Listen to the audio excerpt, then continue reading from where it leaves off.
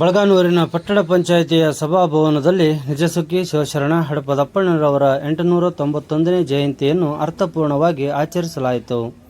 ಈ ಸಂದರ್ಭದಲ್ಲಿ ಹಿರಿಯ ಹೋರಾಟಗಾರ, ಗ್ರಾಮ ಪಂಚಾಯಿತಿ ಮಾಜಿ ಅಧ್ಯಕ್ಷ ಬಿ. ತಿಕ್ಕಯ್ಯ ಮಾತನಾಡಿ, ಶಿವಶರಣರು ಒಂದು ಜಾತಿಗೆ, ಒಂದು ಸಮುದಾಯಕ್ಕೆ ಸೇರಿದವರಲ್ಲ.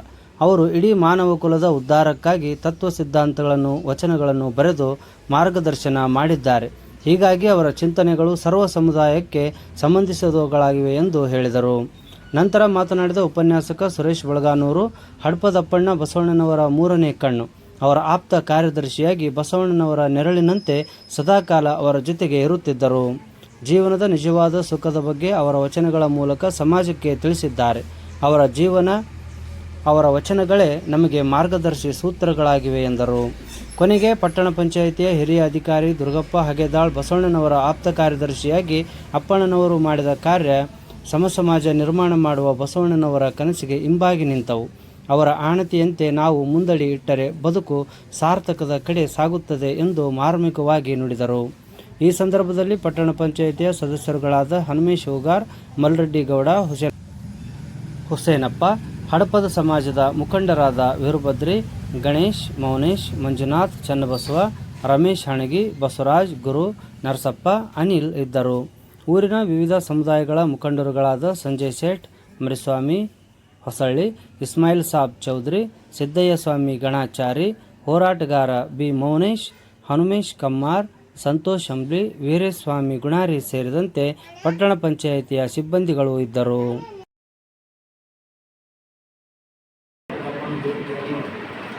ಸರ್ಕಾರ ರಚನೆ ಮಾಡಿ ಸಿಂಗಾಪುರವನ್ನು ಜಾರಿ ತರಬೇಕೆಂಬ ಉದ್ದೇಶದಿಂದ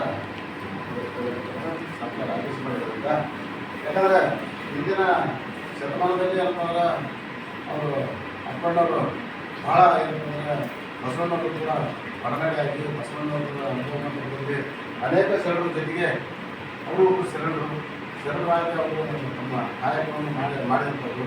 ಆದರೆ ಇವತ್ತು ಅವರು ಮಾಡಿದಂಥ ಕಾಯಕ ಮಹಾ ಕಾರ್ಯ. ಯಾಕಂದರೆ ನಮ್ಮ ಸಮಾಜಕ್ಕೆ ಅವರು ಭಾಳ ದೊಡ್ಡ ಕೊಡುಗೆ ಕೊಟ್ಟರೆ.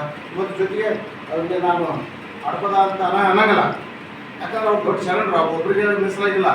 60 ದಿವಸ ಅನುಭವ ಮಂಟಪದಲ್ಲಿ ಇರ್ತಕ್ಕಂಥದ್ದು ಎಲ್ಲರೂ ಶರಣರು. ಆ ಶರಣರಿಗೆ ಏನಪ್ಪ ಅಂದ್ರೆ ಅವ್ರವ್ರ ಸಮಾಜಕ್ಕೆ ಮಾತ್ರ ಹೋಲ್ಸಂಗಿಲ್ಲ. ಜೊತೆಗೆ ಏನಪ್ಪ ಮಾರ್ಗಾಳಯ್ಯ ಅವ್ರು ಏನಪ್ಪ ಅಂದ್ರೆ ಅವತ್ತು ಭಕ್ತಿನಿಂದ ನಡ್ಕೊಂತ ಕೇಸ ಏನಪ್ಪ ಅಂದ್ರೆ ಅವರು ಒಂದು ಏನಪ್ಪ ಅಂದ್ರೆ ಅಲ್ಲಿ ಅನುಭವ ಮಂಟಪದಲ್ಲಿ ಹೆಸರಾದಂಥವ್ರು.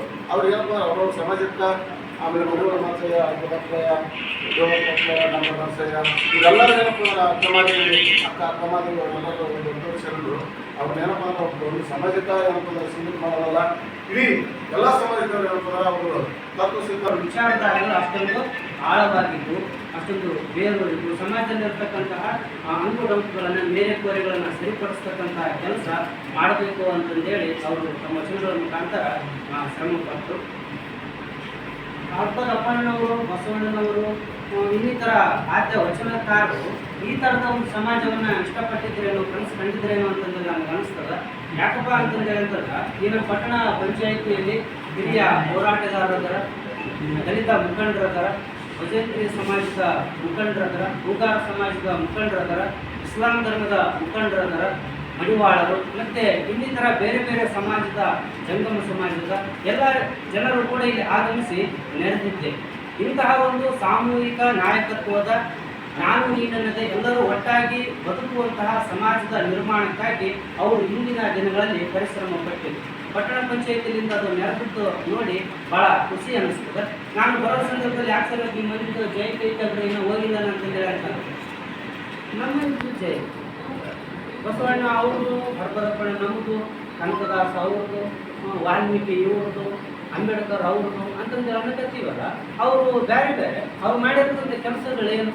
ಸಮಾಜದ ಸರ್ವಾಂಗೀಣ ಸರ್ವತೋಮುಖ ಪ್ರಗತಿಗಾಗಿ ಅವ್ರನ್ನ ಕೇವಲ ಒಂದು ಸಾಮಾಜಿಕ ಒಂದು ಇದಕ್ಕೆ ಸೀಮಿತ ಮಾಡಕತ್ತಿರ್ತೀವಲ್ಲ, ಇದು ನಮ್ಮ ಸಣ್ಣತನ ಅನ್ನಿಸ್ತದೆ. ಅದಕ್ಕಾಗಿ ನಾವೆಲ್ಲರೂ ಈ ಥರ ಎಲ್ಲ ಜಾತಿಯವರು, ಜನಾಂಗದವರು ಸೇರಿ ಎಲ್ಲ ವಚನಕಾರ ಎಲ್ಲ ಚಿಂತಕರ ಜಯಂತಿಯನ್ನು ಮಾಡಿದಾಗ ಏನಾಗ್ತದೆ, ನಿಜಕ್ಕೂ ನಾವು ಅವರ ಚಿಂತನೆಗಳನ್ನು ಪಾಲಿಸಕತ್ತೀವಿ, ಅಳವಡಿಸ್ಕೊಂಡ್ವಿ ಅಂತಕ್ಕಂಥ ಸಾರ್ಥಕತೆ ಬರ್ತದೆ. ಅವರನ್ನ ನಿಜ ಸುಖಿ ಅಂತಂದು ಹೇಳ್ತಾರೆ. ನಿಜ ಸುಖ ಯಾವುದಪ್ಪ ಅಂತಂದು ಹೇಳಿದ್ರೆ ಕಾರ್ಖಾನೆಗಳು, ಬಂಗ್ಲೆ ಕಟ್ಟೋದು, ಐಷಾರಾಮಿ ಹೋಟೆಲ್ಗಳಲ್ಲಿರೋದು, ಮೃಷ್ಟಾನ್ನ ಭೋಜನ ಊಟ ಮಾಡೋದಲ್ಲ.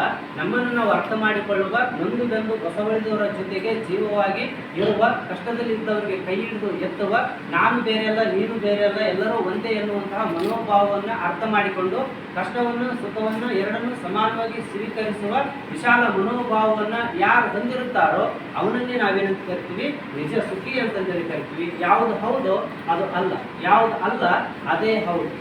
ಇದನ್ನ ನಾವೇನ್ ಮಾಡಿದ್ವಿ, ಉಲ್ಟಪಟ್ಟ ತಿಳ್ಕೊಂಡ್ಬಿಟ್ಟಿವಿ. ಸುಖಭೋಗಗಳೇನು ಹೌದು ಅನ್ಕೊಂಡಿವೆಲ್ಲ ಅವ ಅಲ್ಲ, ಋಣ ಸಮಾನ.